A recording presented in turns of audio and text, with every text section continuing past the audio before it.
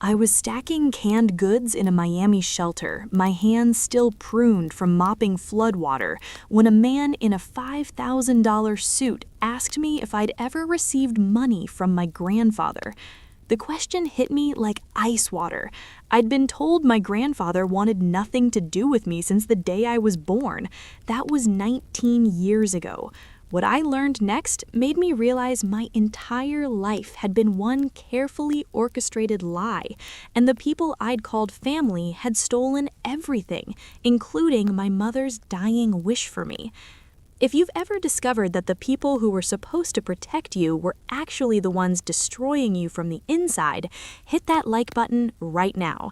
And if you believe that stolen trust funds and family betrayal deserve the kind of justice that leaves people in handcuffs, make sure you're subscribed. Because what happened next involved forensic accountants, federal investigators, and a courtroom revelation that made a judge's jaw literally drop. The tropical storm had torn through South Florida 3 days earlier, and I'd been at the shelter since 5 a.m., my third consecutive day of volunteering. My back ached from hauling water-damaged furniture to the curb, and I probably smelled like a combination of mildew and industrial disinfectant. I was organizing donations in the back room when Margaret, the shelter coordinator, found me. "Kinley, there's someone here asking for you specifically," she said, her expression puzzled. "Says it's important. He's well-dressed."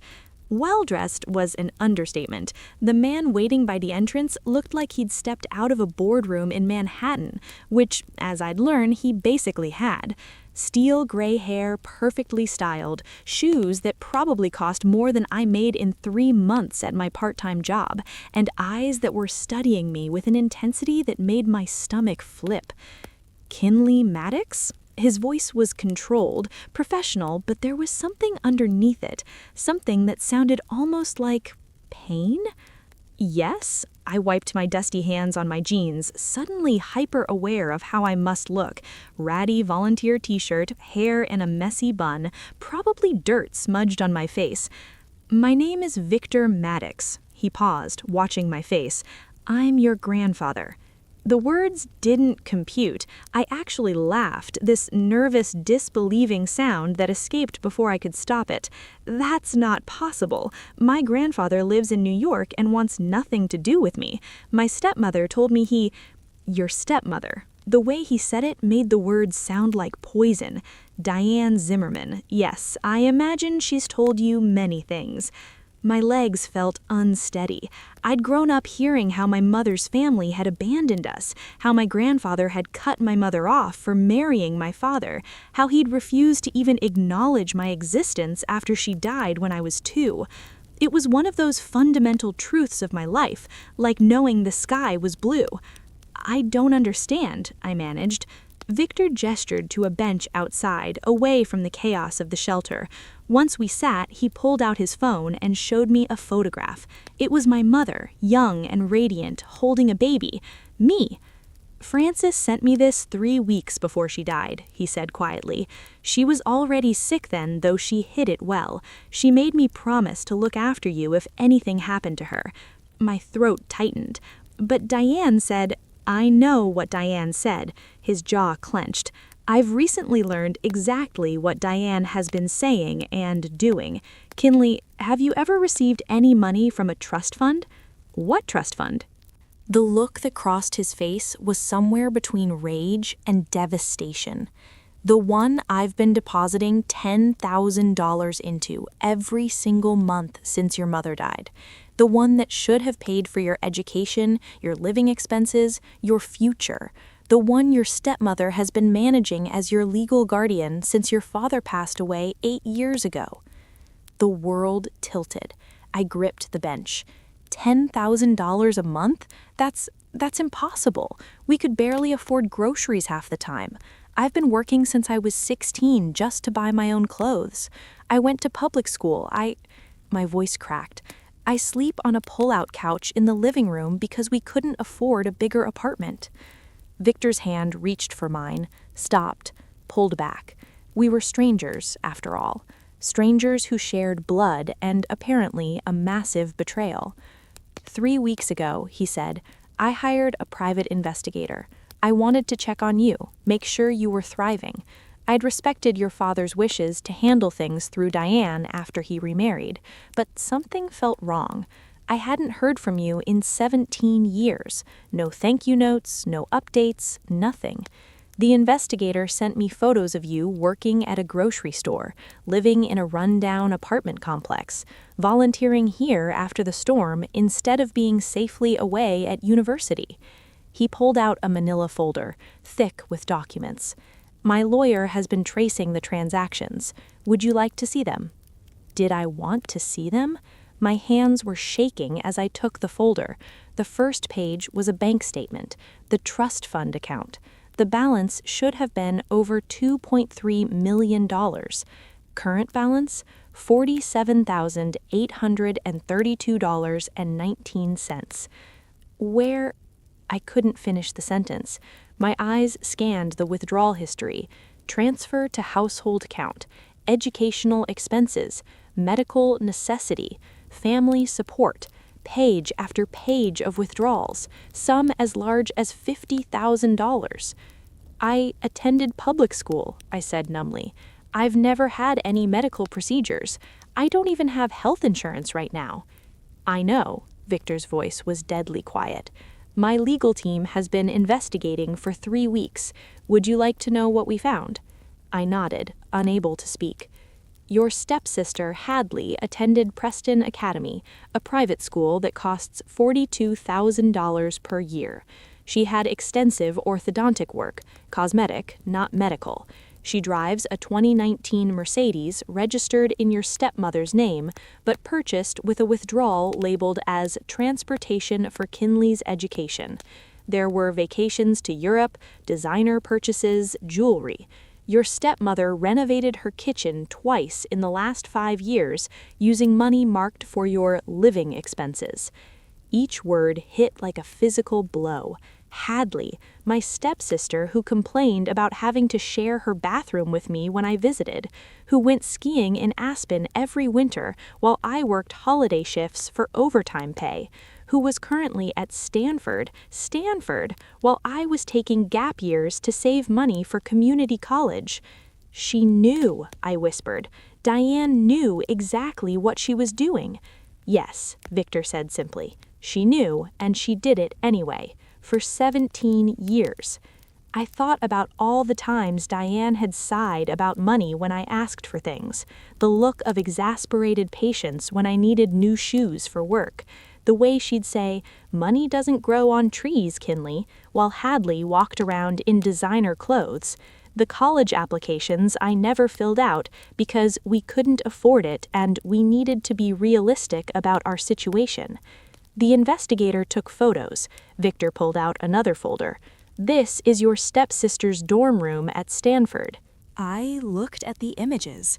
A MacBook Pro on the desk, designer bags lined up on custom shelving, a closet full of clothes with tags I recognized from the mall where I could never afford to shop. Meanwhile, I owned 3 pairs of jeans and had been wearing the same sneakers for 2 years. Why now? I asked. Why did you finally check? Victor was quiet for a long moment. Your mother's birthday was last month. She would have been 49. I was looking at old photos and realized you'd be 19 now, old enough that Diane couldn't legally prevent you from contacting me. So I decided to reach out, only to discover you'd been told I wanted nothing to do with you. That's when I hired the investigator. And the money? Can we get it back? That's why I'm here with this. He gestured to a third person I hadn't noticed, a woman in a sharp blazer who'd been standing by a car. This is Jennifer Stratton, my attorney. We're going to pay your stepmother a visit, today, if you're willing. I thought about this morning, how Diane had barely looked up from her magazine when I said I was going to volunteer at the shelter, how she'd mentioned that Hadley needed money for spring break in Cabo, how she'd had the audacity to ask if I could pick up extra shifts to contribute more to the household. What about Hadley? I asked. Did she know? That's one of the things we need to find out, Jennifer spoke for the first time. But Kinley, I need you to understand something. This is a criminal matter. We're talking about embezzlement, fraud, breach of fiduciary duty. If we move forward, there will be consequences. Consequences. The word hung in the humid Florida air. I thought about every birthday that passed with a card and no gift because times were tight. Every school field trip I couldn't go on. Every opportunity I'd passed up because I believed we had nothing. She told me my grandfather didn't love me, I said, my voice stronger now. She told me I was a burden my mother left behind. She said I should be grateful they kept me after my father died. Victor's face went white. She said what? That I was lucky, that most step-parents wouldn't have taken on the responsibility, that family takes care of family, and I needed to understand sacrifice. I laughed bitterly. I guess she was sacrificing my future for Hadley's present. Get in the car, Victor said, standing abruptly. Jennifer, call Detective Morrison. Tell him we're heading to the house now. Detective? I echoed. We've been building a case, Jennifer explained. The Financial Crimes Unit has been very interested in what we've uncovered. This isn't just family drama, Kinley. This is systematic theft spanning nearly 2 decades. As I stood to follow them, my phone buzzed. A text from Diane. Don't forget to pick up milk on your way home, the organic kind Hadley likes. I showed it to Victor. His expression darkened further. She has no idea what's coming, he said. But as we walked to his car, a pristine black town car with a driver, another text came through, this time from Hadley. Mom says some weird guy was asking about you at the country club. Everything okay? My blood chilled. If Hadley knew someone was asking questions, I showed Victor this message too. He immediately turned to Jennifer. We might know we're coming. Jennifer was already on her phone. Detective Morrison, yes, we need you at the Zimmerman residence immediately. They may be aware of the investigation. As we pulled away from the shelter, I watched the building shrink in the rear window. 3 hours ago, I'd been a poor volunteer with a sad family story. Now, I was sitting next to a grandfather I'd never known existed, about to confront the woman who'd stolen not just money, but 17 years of possibilities. Kinley, Victor said quietly as we drove through the streets I'd walked because I couldn't afford a car. I need you to know something. Your mother loved you more than anything in this world. She would have burned down heaven and earth for you. What Diane did, it's not just theft. It's a betrayal of Frances's dying wish. What exactly did my mother say to you? I asked, before she died. Victor pulled out his phone again, scrolled to an old email and handed it to me. The date was from 17 years ago, 2 weeks before my mother died. My hands trembled as I read, Dad, I know we've had our differences about Marcus, but please, if something happens to me, look after Kinley. I've named you as trustee for her inheritance. Marcus means well, but he's too trusting. His new wife seems nice, but something feels off. Promise me you'll make sure Kinley knows she's loved, that she has choices, that she won't grow up feeling less than. Promise me she'll know where she comes from. Love, Frances. The tears came then, hot and sudden. 17 years of being told I was nobody's priority, and here was proof that I had been someone's everything. Jennifer's phone rang. She answered, listened, then turned to us with an expression I couldn't read. That was Detective Morrison. When they arrived at the house, they found something unexpected. She paused. Diane Zimmerman has been burning documents in the backyard. The smell hit us before we even got out of the car, acrid smoke mixed with something chemical. Through the gates of the house I'd called home for 8 years, black smoke billowed from the backyard. My stepmother was standing next to a metal drum, feeding papers into the flames with the mechanical determination of someone destroying evidence. Stay in the car, Detective Morrison said, but I was already pushing past him. Those are my documents, I shouted, running toward the fire. Those are proof of what you did. Diane looked up, her face flushed from the heat and panic. For a split second, I saw fear in her eyes. Then, like a mask sliding into place, her expression shifted to one of confused concern. "Kinley? What are you talking about, sweetheart? I'm just cleaning out old tax papers. You know how I like to spring clean." "In November?" Victor's voice cut through her performance. He stood beside me now, and Diane's face went white at the sight of him. "Victor," she dropped the papers she was holding, "how did you—" "Mrs. Zimmerman, I'm going to need you to step away from the fire." Detective Morrison showed his badge. 2 other officers were already moving to secure the drum. "We have a warrant to search these premises and seize all financial documents related to Kinley Maddox's trust fund." "This is ridiculous," Diane said, but her voice shook. "I don't know what Kinley has told you, but I've done everything for that girl, raised her as my own after Marcus died, fed her, clothed her, kept a roof over her head." "With her own money," Jennifer interrupted, holding up a tablet. "We have bank records, Mrs. Zimmerman, 17 years of withdrawals. Would you like to explain the $50,000 withdrawal labeled Kinley's medical expenses from last March?" I frowned. "I haven't been to a doctor since my school physical 2 years ago."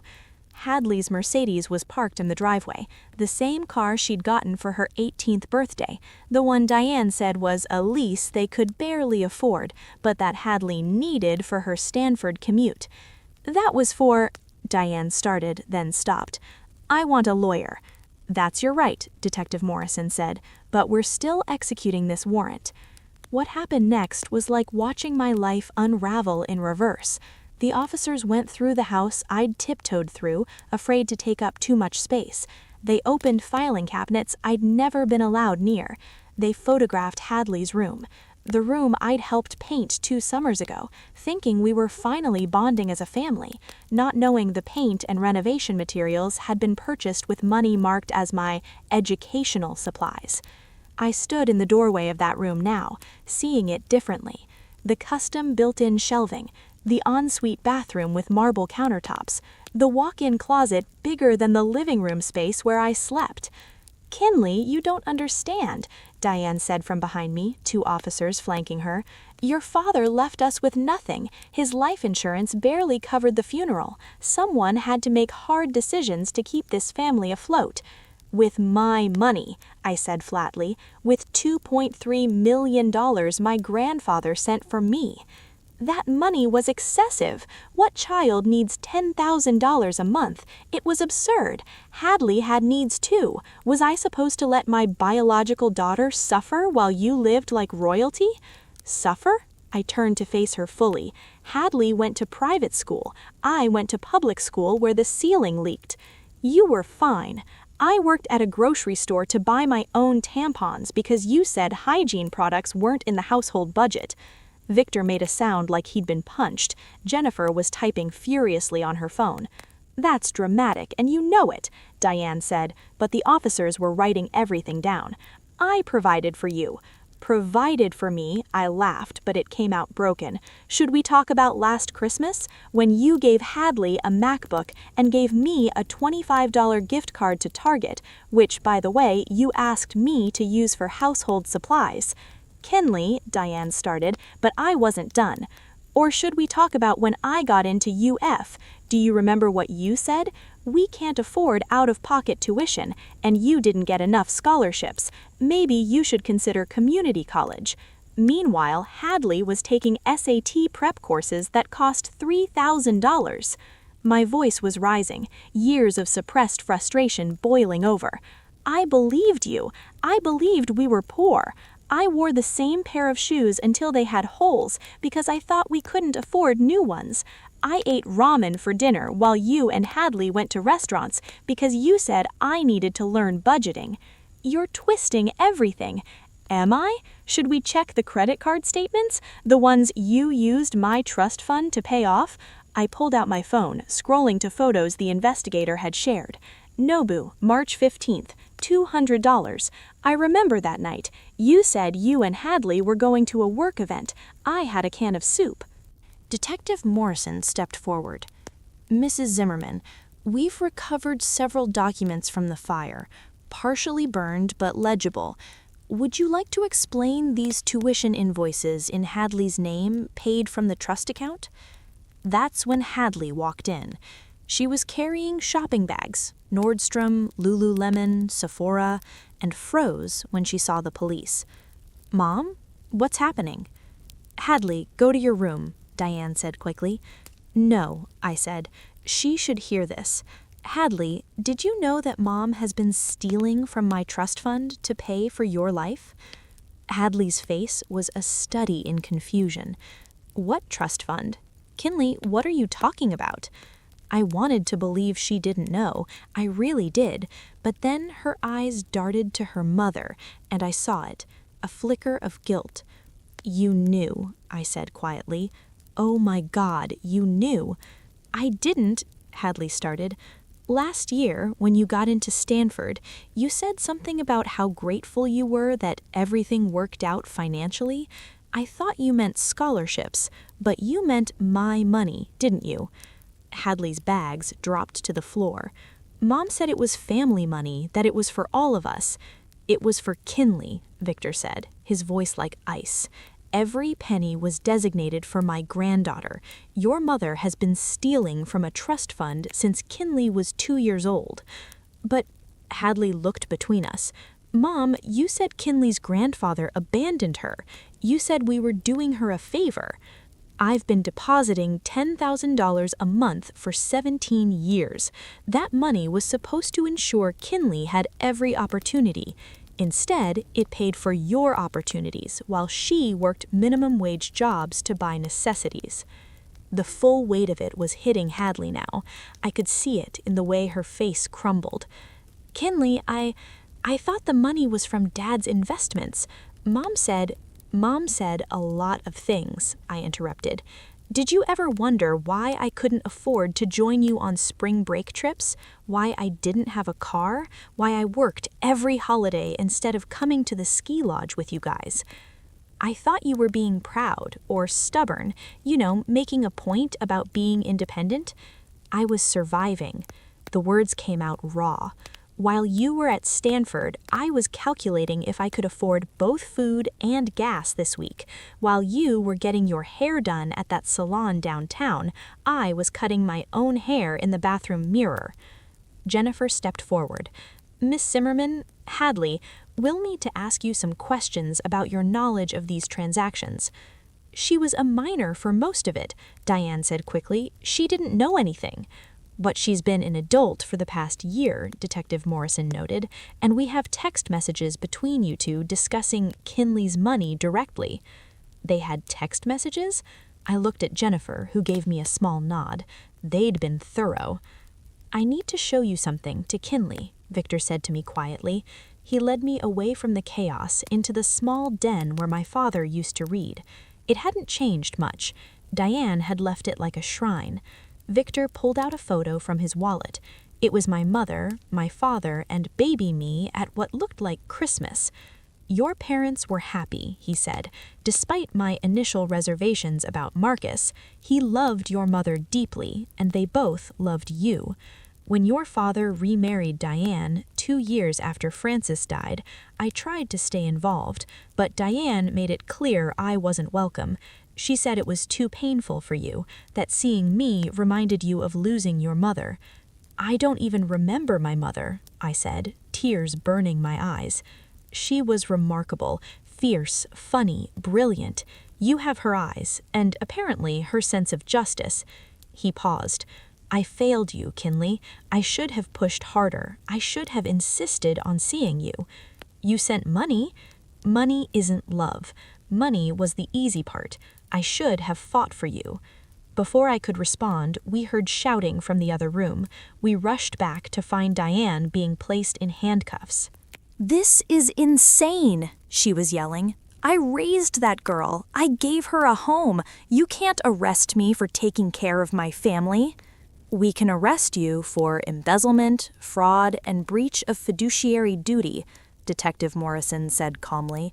You have the right to remain silent. Kinley, Diane looked at me, and for the first time maybe ever, she looked desperate. Tell them, Tell them how I took care of you. Tell them about all the dinners I cooked, all the school events I attended." "You mean the school events you attended for Hadley?" I asked. "You came to exactly one of my things in high school. One, my graduation, and you left early because Hadley had a headache." "You're going to destroy this family over money?" Diane spat. "That's what Francis would want? For you to tear apart the only family you have left?" "You tore apart my family the day you stole from me," I said.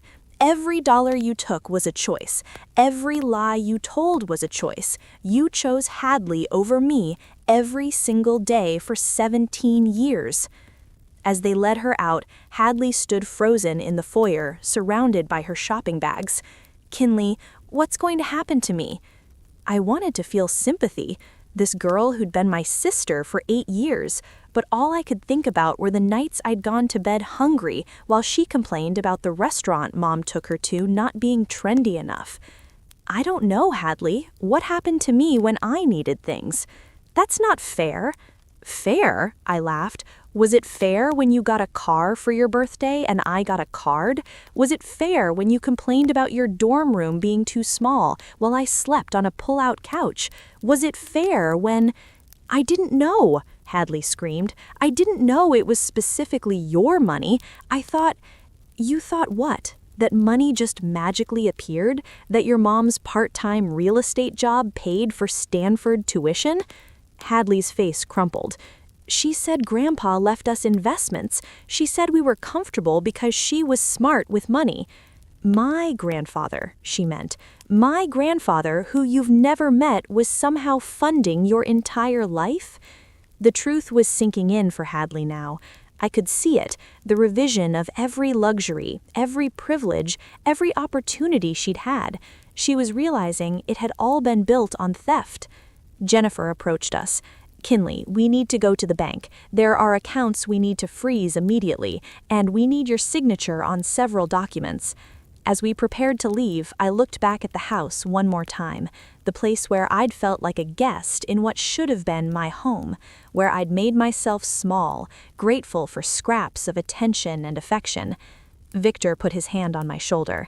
"We'll get you your own place. Today, if you want. You never have to come back here." "What about my things?" "We'll have movers come, with police escort if necessary." As we drove away, my phone buzzed with texts from unknown numbers. Word was already spreading. Diane's arrest, the trust fund, all of it. One text stood out, from my manager at the grocery store.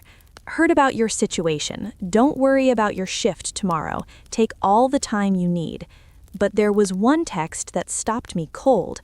It was from Diane's phone, though she must have sent it before they confiscated it. "Your mother would be ashamed of you." I showed it to Victor. His face darkened. "Save that. Her lawyer won't appreciate her threatening the victim." Victim? The word felt strange. I'd never thought of myself as a victim before. Just unlucky. Just less deserving somehow. Jennifer's phone rang. She listened, then turned to us with an expression I couldn't read. That was the forensic accountant. They've found something else. Diane didn't just take monthly withdrawals. She paused. She took out loans against the trust, significant loans, and she used your social security number to do it. My credit was destroyed. That's what Jennifer explained as we sat in a conference room at the bank, looking at my credit report for the first time in my life.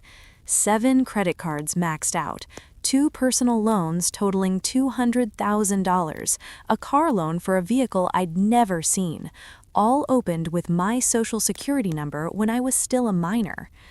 "She's been building this since you were 14, Jennifer said, pointing to the oldest account.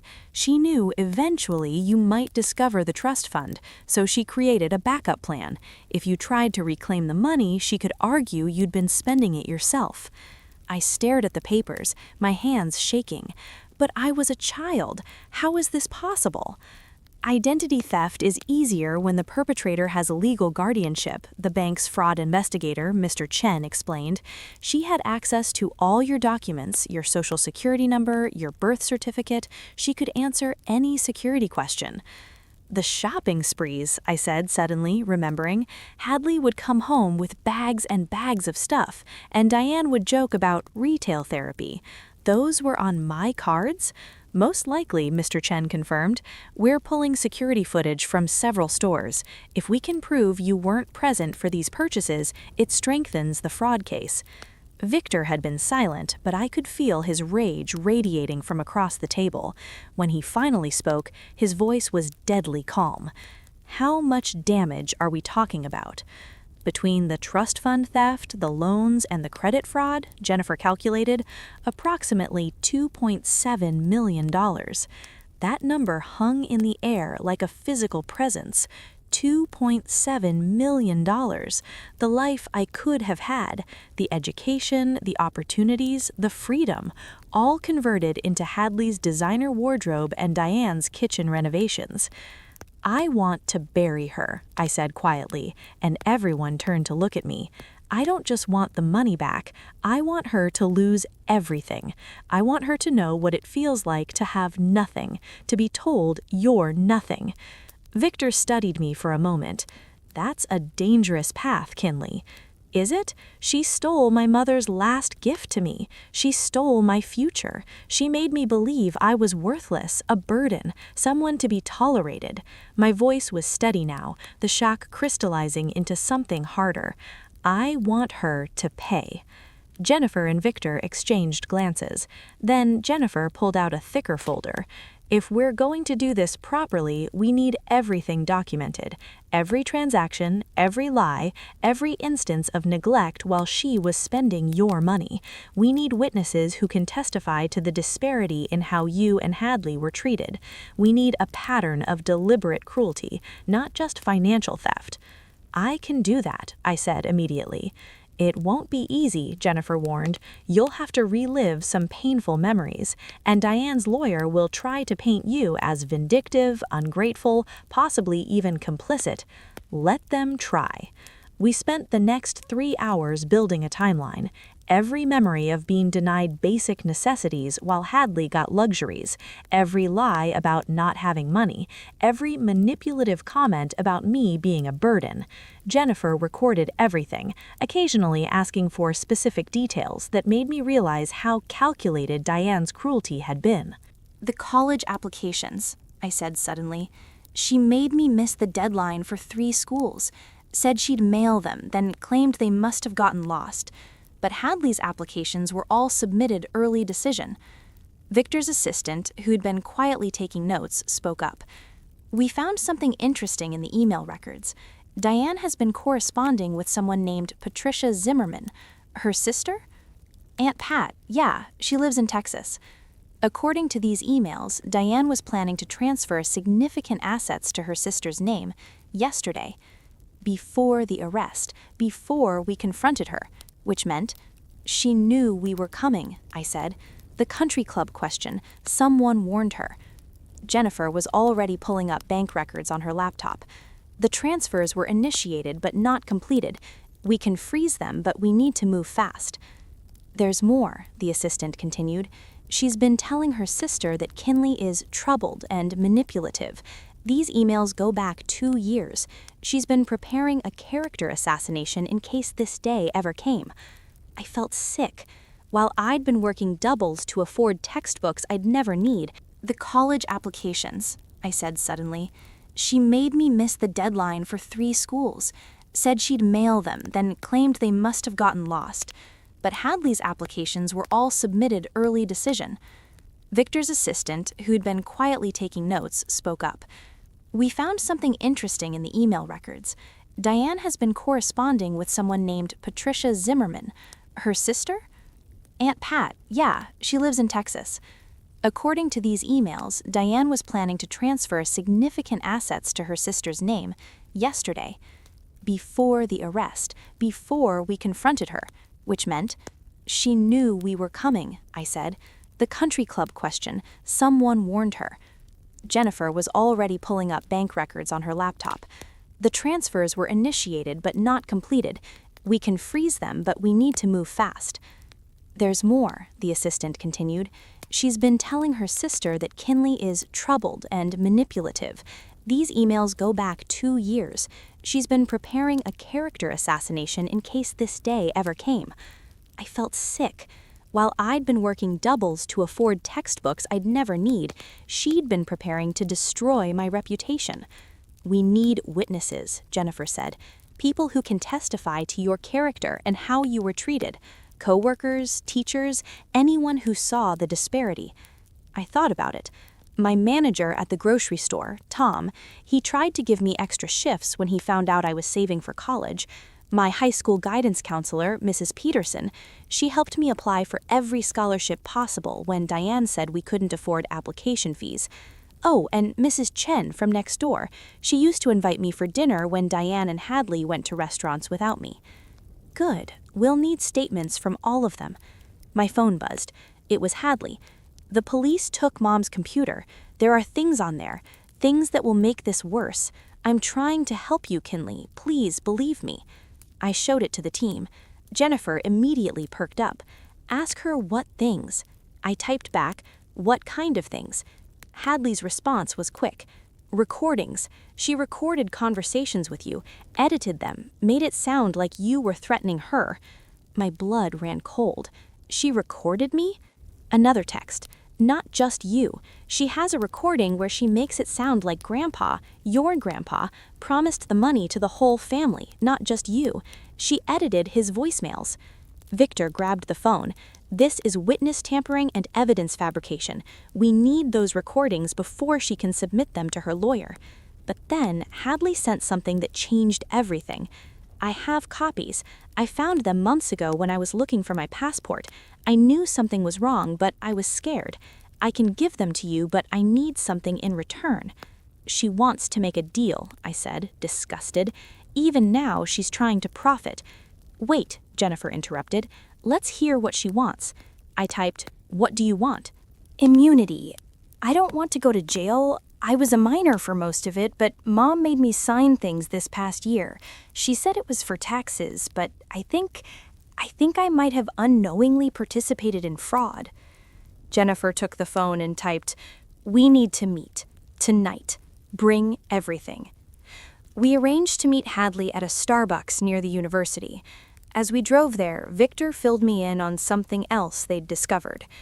"Your mother's life insurance policy," he said carefully. "It was for $500,000. It was supposed to go entirely to you, in trust until you turned 18. I never saw a penny of it. Diane claimed it went to your father, then to her when he died, but we found the original policy. You were the sole beneficiary. She forged documents to redirect it." Another $500,000 stolen. The number was so large it almost stopped having meaning. But then I thought about all the small humiliations, wearing too small shoes because I couldn't afford new ones, skipping meals, working through strep throat because I couldn't afford to miss a shift or pay for antibiotics. "Every dollar she stole was a choice to hurt me," I said. "Every single dollar." At Starbucks, Hadley looked different. Stripped of her usual confidence, she seemed younger, scared. She had a laptop bag and a box of USB drives. "Mom's been doing this longer than you know," she said without preamble. "Not just to you, she did it to Dad, too." What? This was new. After he died, I found documents. Dad had a separate savings account for you, about $50,000 he'd inherited from his mother. It was specifically earmarked for Kinley's future. Mom drained it within a month of his death. I felt Victor's hand on my shoulder, steadying me.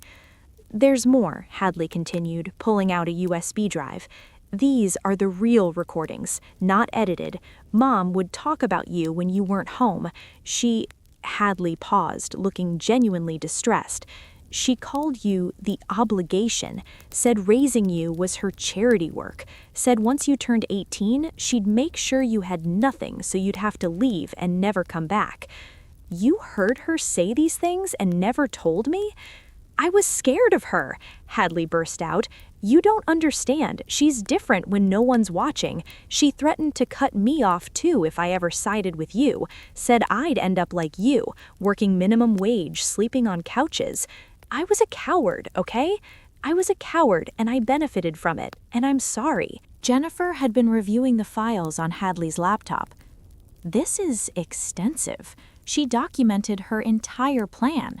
She even has spreadsheets calculating how much she could take without triggering audits. She was always good with numbers, I said bitterly. There's something else, Hadley said. Tomorrow morning, Mom's lawyer is filing a countersuit. She's claiming you've been blackmailing her for years, that you threatened to lie about abuse if she didn't give you money. She has fake text messages and everything. How do you know this? I heard her on the phone with her lawyer from jail. She gets one call a day, and she called the house. She doesn't know I was listening on the other line. Jennifer was immediately on her phone. We need to file first, tonight.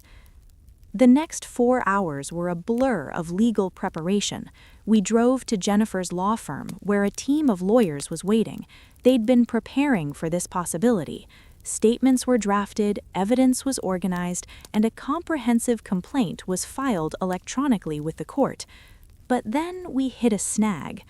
The judge assigned to the case, Jennifer said, looking at her computer screen, it's Judge Hoffman. He's traditional, tends to side with guardians in family disputes, believes in keeping families together. Diane might know that, Victor said grimly. She's smart enough to have researched judges. There's another option, Jennifer said slowly. We could push for federal charges.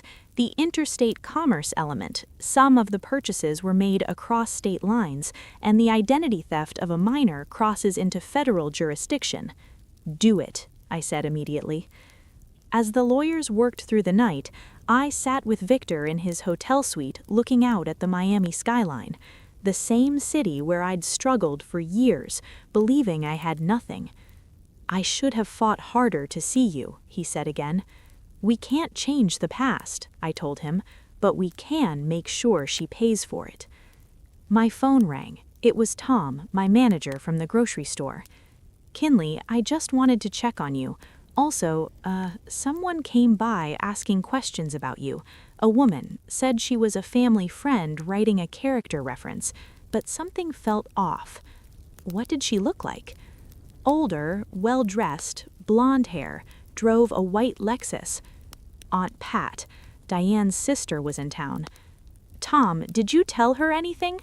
Hell no. I told her any reference requests need to go through corporate HR. But Kinley, she was asking weird questions, like whether you ever seemed unstable or vindictive, whether you'd ever stolen anything. They were building a character assassination. Even from jail, Diane was orchestrating a campaign against me. Tom, would you be willing to make a statement about my character for court? Absolutely. You're the hardest working kid I've ever employed. Never missed a shift, never complained, even when you were clearly exhausted. I'll tell any judge that. After I hung up, Jennifer returned with news.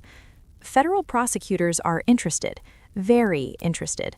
The amount involved, the systematic nature, the identity theft of a minor, it's a significant case. They want to meet tomorrow morning. Tomorrow morning, when Diane's lawyer would be filing the countersuit.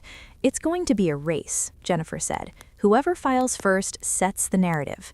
Then we don't sleep tonight, Victor said. We prepare everything, every document, every witness statement, every piece of evidence. We bury her in truth before she can spread her lies.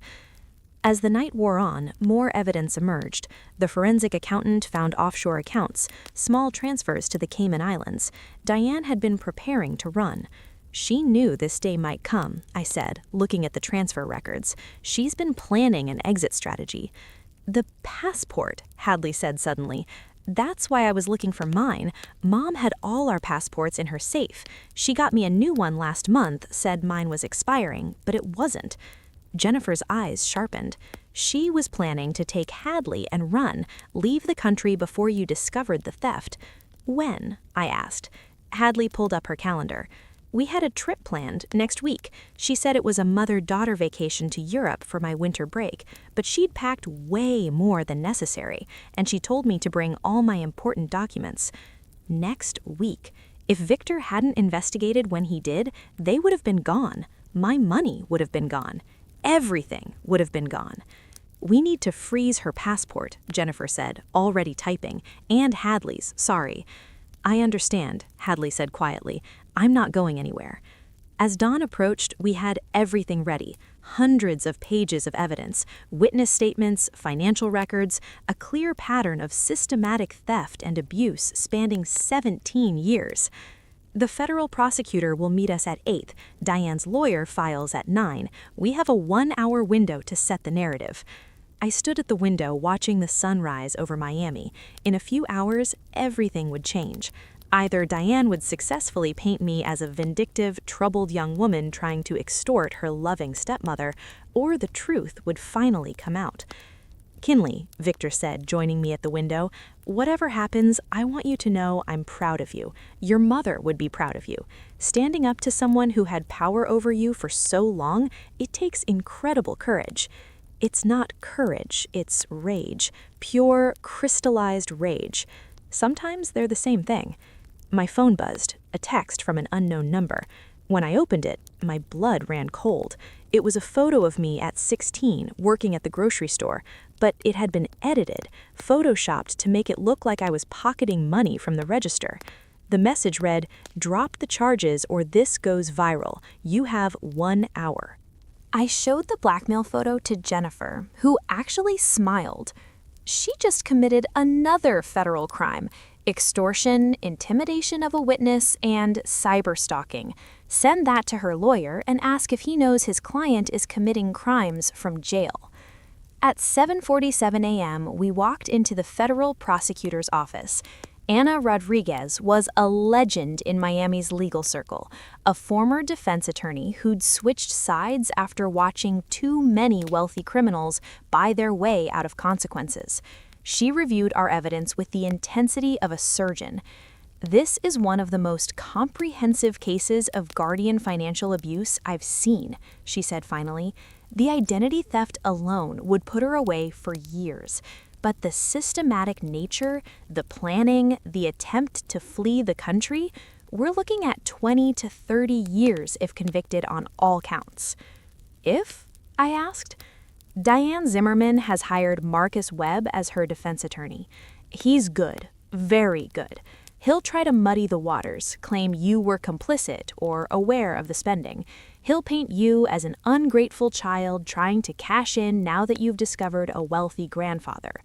But the evidence is overwhelming, yes, but juries are human. They respond to stories, not spreadsheets. Webb will tell a story of a struggling widow trying to keep a blended family together, making difficult financial decisions for the good of everyone. We need to tell a better story, the truth. At 8:23 a.m., we filed federal charges. By 8:45, it was done. The courthouse computers showed our case filed first. Diane's countersuit, filed at 9:02, would now be seen as reactive, defensive. But Marcus Webb was already working the media. By noon, 2 local news stations had reached out for comment about the family tragedy, where a grieving stepmother was being persecuted for providing a stable home to her troubled stepdaughter. We need to respond, Jennifer said, but Anna disagreed. Let them talk. Every lie they tell is another charge we can add. Meanwhile, we prepare for war. The trial was set for 6 weeks out, lightning fast for federal court. During those 6 weeks, I lived in a strange limbo. Victor had moved me into a furnished apartment in Coral Gables, insisting on paying for everything while the trust fund was frozen as evidence. For the first time in my life, I had my own bedroom, my own bathroom, privacy, space. But Diane's campaign was relentless. Suddenly, people who hadn't spoken to me in years were reaching out. Former classmates received messages asking if I'd ever exhibited troubling behavior. My high school was contacted with concerns about my history of lying. Someone even called my doctor's office, claiming to be checking references and asking about my mental health history. The breakthrough came from an unexpected source. Mrs. Chen, our former neighbor, called me 3 weeks before trial. "Kinley, dear, I need to show you something. Can you come by?" In her tidy living room, she pulled out a notebook. "I keep a diary, have for 40 years, very detailed. Would you like to know what I wrote about your family?" She opened it to entries from 5 years ago. Her neat handwriting documented everything. May 15th, Diane and Hadley left for dinner at 6 p.m. Kinley sitting on front steps eating a sandwich. Looked thin. June 2nd, graduation day. Diane left Kinley's ceremony early. Saw Kinley crying in her car afterward. August 10th, moving van at Zimmerman House. New furniture delivery. Kinley helped carry everything. Was not allowed to rest despite obvious exhaustion. Diane yelled at her for dropping a box. Page after page of witnessed neglect. Dated, detailed, devastating. "I should have done something," Mrs. Chen said softly. "I should have called someone." "You're doing something now," I told her. The trial began on a humid Tuesday in January. The courthouse was packed. Financial crimes rarely drew crowds, but the story of a stepmother stealing millions from an orphan had caught public attention. Diane sat at the defense table in a conservative suit, looking every inch the respectable widow. She'd lost weight in jail, which Webb would undoubtedly use to show her suffering. Anna's opening statement was clinical, precise. She laid out the facts like a mathematical proof. But Webb's opening was pure emotion, a story of a woman overwhelmed by grief, trying to provide for 2 daughters, making imperfect decisions in impossible circumstances. Then the evidence began. Anna started with the financial records: 42 separate shopping sprees at Neiman Marcus, 15 vacations, 3 cars, 2 home renovations, every transaction labeled as being for my benefit, none actually reaching me. Webb tried to argue that household expenses benefited everyone, that raising a teenager was expensive, that Diane had made sacrifices too. Then Anna pulled out the credit card statements showing charges at restaurants on my birthdays, restaurants I'd never been to, on birthdays I spent alone or working. "Mrs. Zimmerman," Anna asked when Diane took the stand, "can you explain why there's a $400 charge at the Capitol Grill on Kinley's 16th birthday, a night she has pay stubs proving she was working at Publix?" I must have mixed up the dates. Perhaps it was a planning dinner for her birthday celebration." "The celebration that never happened?" "We celebrated at home." "With the cake from Publix that Kinley bought herself with her employee discount? We have the receipt." Diane's composed facade cracked slightly. "You're twisting everything." "Am I? Let's talk about the Stanford tuition. You withdrew $68,000 for what you labeled as Kinley's college preparation. Can you show us any documentation that Kinley attended Stanford?" "That was for various educational expenses, such as books, supplies, preparation courses. Kinley has testified she bought her own school supplies from Dollar Tree. We have those receipts too. Every single one. She kept them all, Mrs. Zimmerman. Did you know that? She kept every receipt for every dollar she spent surviving while you stole her inheritance." The most damaging testimony came from the forensic accountant. He showed how Diane had structured the withdrawals to avoid triggering federal reporting requirements, how she'd created fake invoices from shell companies, how she'd used my social security number to take out loans, destroying my credit before I was old enough to know what credit was. But the moment that broke the case wide open came when Hadley testified. Webb had fought to keep her off the stand, but Anna had successfully argued she was a material witness. Hadley took the stand in a simple black dress, looking younger than her 19 years. "I benefited from the theft," she said, her voice barely above a whisper. "I knew something was wrong, but I didn't want to see it. I didn't want to give up what I had." "What made you realize the truth?" Anna asked. "When I found the recordings, Mom had hours of recordings where she talked about Kinley like she was nothing, less than nothing, a burden to be managed until she could be discarded. Anna played one of the recordings. Diane's voice filled the courtroom, casual and cruel. 3 more years until the parasite turns 18. Then she's out, and we never have to pretend she's family again. I've already started paperwork to evict her the day after her birthday. Let her grandfather deal with her then, if he even remembers she exists. Several jurors visibly recoiled. Diane's attorney tried to object, to claim the recording was taken out of context, but there was no context that could soften those words. Victor testified next, his controlled fury evident in every word. I sent that money for my granddaughter, for Francis's daughter. Every month for 17 years, I sent money believing it was providing for Kinley's future. Instead, it was stolen by someone who called her a parasite. The defense's case was thin. Character witnesses who barely knew Diane, financial experts who tried to argue that raising any child cost millions, a psychologist who suggested I might be experiencing false memories of neglect. Then Webb made a fatal error. He put Diane back on the stand to humanize her, to let her explain her side emotionally.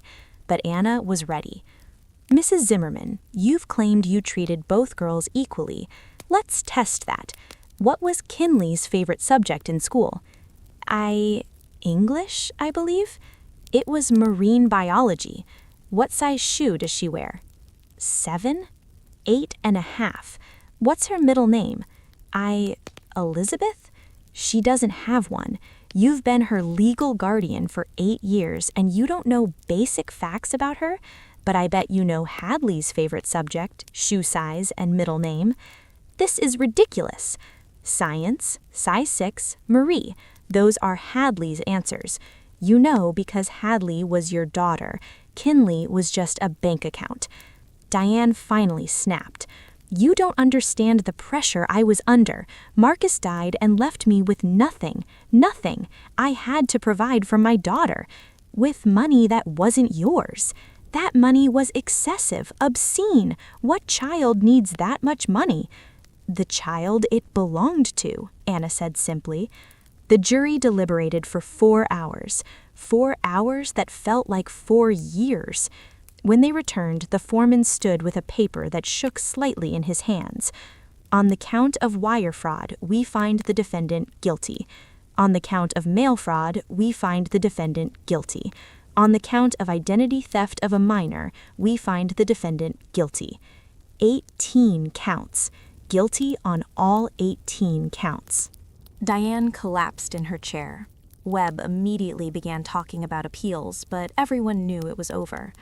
At sentencing 3 weeks later, I gave a victim impact statement. I'd written it 17 times, trying to capture 17 years of theft, not just of money, but of opportunity, dignity, and family. Diane Zimmerman didn't just steal my money, I read. She stole my belief that I was worth loving. She stole my mother's last gift to me. She stole my father's attempt to provide for me after his death. She stole my childhood, my education, my future, and my relationship with my grandfather. She stole 17 years of my life. But worse than all of that, she made me believe I deserved nothing more. The judge sentenced Diane to 22 years in federal prison. She would be 70 when released. The court ordered immediate asset forfeiture. The house, the cars, the jewelry, everything bought with stolen money would be liquidated for restitution. Outside the courthouse, Diane's sister Pat approached me. I hope you're happy. You've destroyed a good woman over money. She destroyed herself, Victor said, stepping between us, over money that was never hers. Hadley moved in with Pat in Texas. We spoke once, 3 months after the trial. She was working at a bookstore, living in a small apartment, adjusting to a life without luxury. I'm sorry, she said, for all of it, for benefiting from it, for not stopping it. Are you sorry it happened, or sorry you got caught benefiting? She was quiet for a long moment. Both. I'm in therapy trying to figure that out. We haven't spoken since. The trust fund was restored, plus interest and damages, over $3 million, suddenly mine. The first thing I did was pay back Mrs. Chen for every dinner she'd fed me. She tried to refuse, but I insisted. The second thing I did was set up a foundation in my mother's name, the Victor Maddox Foundation for Displaced Youth. It provides emergency funds for young adults who've aged out of foster care or lost their support systems. Victor and I built our relationship slowly. We had 17 years to make up for, but we couldn't rush it. We started with weekly dinners, then added Sunday walks. He told me stories about my mother, how she laughed, how she sang off-key but with enthusiasm, how she used to organize neighborhood fundraisers for families in need. "She would have been proud of you," he said one evening as we watched the sunset from his New York apartment. "Not for the money or the justice, but for surviving, for maintaining your kindness despite everything." I enrolled at Columbia for social work, something I never could have afforded before. My first paper was about financial abuse in guardian relationships. My professor said it was one of the most comprehensive examinations of the subject she'd ever read from an undergraduate. "Personal experience?" she asked. "Something like that." Tom from the grocery store sent me a congratulations card when I graduated. Inside, he'd written, "I always knew you were meant for more than stocking shelves, but I'm proud you did it with dignity when that was all you had." I kept that card. I keep all the receipts, too. The Dollar Tree supplies, the thrift store clothes, the ramen dinners. Not out of bitterness, but as reminders. Reminders of what I survived, what I overcame, what I'll never allow to happen again. Sometimes I wonder if I went too far, if I should have just taken the restored trust fund and let Diane walk away. Then I remember that recording, Parasite, and I know I did exactly what needed to be done. Last week, I got a letter from federal prison, Diane's handwriting, asking for forgiveness, saying she's found religion, that she's changed, that she understands now what she did wrong. I threw it away unopened. Some bridges, once burned, should stay ash. Victor asked me once if I regretted anything about how it all played out. "Just one thing," I told him. "I regret that it took 19 years for the truth to come out. 19 years of believing I was unloved and unwanted. But now you know the truth. Now I know. And that truth, that I was always worthy, always loved, always enough, that's worth more than all the money Diane stole. Though I'm keeping the money too. Every last penny of it. So I need to ask, did Diane get what she deserved, or should I have shown mercy to the woman who raised me, even if she did it with stolen money? Drop your thoughts in the comments below, and if you believe that financial abuse and identity theft deserve real consequences, not just slaps on the wrist, share this story. Hit that subscribe button and the notification bell, because there are more stories of justice and revenge coming, and trust me, some of them make this one look tame.